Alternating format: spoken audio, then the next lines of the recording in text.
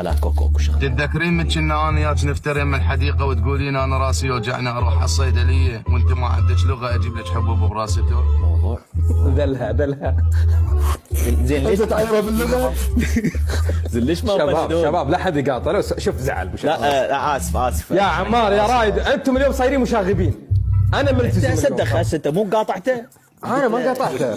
انت تتذكرين من جيتيني قلتي لي انا هنا وحيده وغريبه طلعت اشتغل عماله مثل الكلب على مود اطلع لك. لا حشاك معود. لا ابو شاهين الله يخليك يا اخي خلينا نقرا القصيده يا شباب.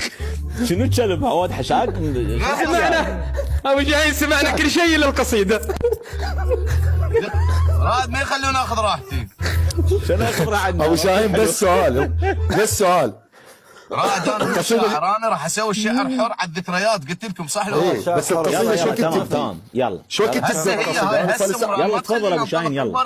يا الربع خلوه على راحته. ابو شاهين روح ابو انطلق. نهار ما بدت يلا خلاص، القصيده خلاص، صار له ساعه يحكي. يا الربع أنا الشاعر بكتب لازم القصيدة. يكون حر عشان يغرد في السماء. يا اخي من ترى يقرا القصيده انا ما قرأت. سمعت قرا حتى قصيده؟ صوته راح كل شويه يعيد والعالم يقول انت ابو شاهين طير حر غرد روح شو بيدفع طير. شباب بالكومنت سمعتوا قرا قصيده؟ انا من صغري يقرا القصيده. تتذكرين من طلعت من الصبح اشتغل والعمال تضحك علي وحسن ابي خلاني اشتغل لزمت ديت السويه. تركيا بس هاي المقدمه لو الشعر ابو نهار. هذا حسن ابي هسه اصبر رايد. اسمع بعدنا بتركيا يا أخي لا بعدنا بتركيا تتدخلون. يا عيني اصبر انت. لا حول ولا قوة. ابو شاهين والله حقك ما تعيد والله. الربع اليوم لا، عمار راح ورايد.